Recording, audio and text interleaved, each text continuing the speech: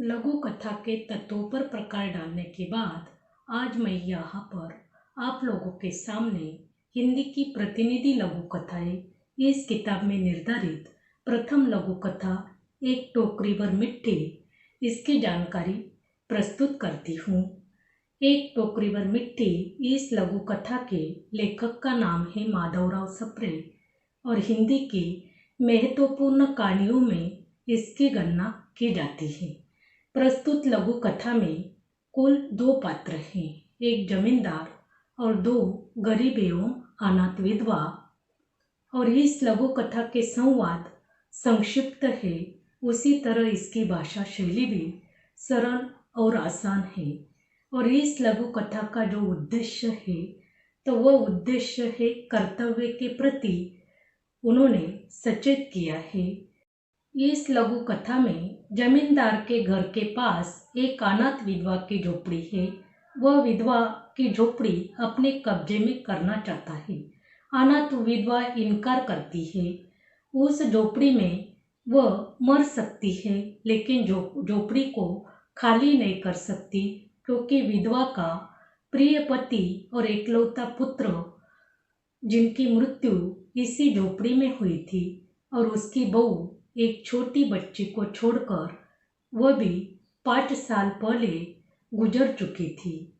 वह अपनी पोती को लेकर उस झोपड़ी में अपना जीवन जैसा का वैसा व्यतीत करती है। और जमींदार वकीलों को ढेर सारे पैसे देकर झोपड़ी अपने कब्जे में करना चाहता है।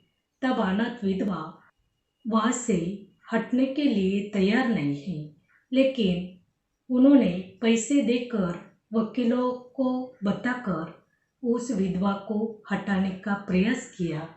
और विधवा की जब से झोपड़ी छूटी तब से उसकी पोती ने खाना पीना छोड़ दिया। जब से झोपड़ी छूटी तब से उसकी पोती ने खाना पीना छोड़ दिया।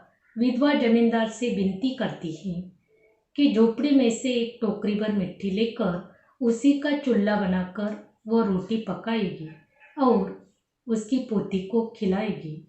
लेकिन जमींदार साहब उसे एक टोकरी भर मिट्टी देने के लिए तैयार नहीं है।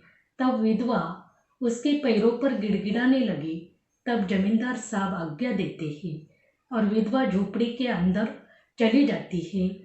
और अंदर जाने के बाद उसकी पुरानी यादें ताजा हो जाती है। उसे स्मरण होता है उसके पति और बेटे की वह एकमात्र निशानी थी। उसकी आंखों से आंसू बहने लगते हैं। वह टोकरी भर मिट्टी भरकर बाहर आती है और जमींदार से कहती है कि कृपा करके इस टोकरी को अपना हाथ लगाइए। तब जमींदार टोकरी को उठाने लगता है।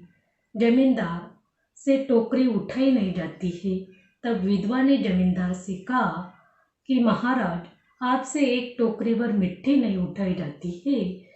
इस झोपड़ी में तो हजारों टोकरी मिट्टी पड़ी है। इसका भार आप जीवन भर कैसे संभालोगे।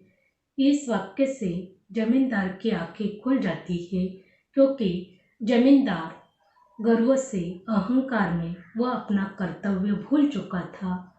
वह अपने कर्तव्य के प्रति सचेत होता है और उसने उस विधवा को उसकी झोपड़ी फिर से वापस कर दी। इस तरह इस लघु कथा में माधवराव सप्रे जी ने एक कर्तव्य के प्रति दक्ष होने का संदेश दिया है। इस लघु कथा के बारे में आपके मन में अगर कुछ सवाल होंगे तो आप कमेंट बॉक्स में डाल सकते हैं। धन्यवाद।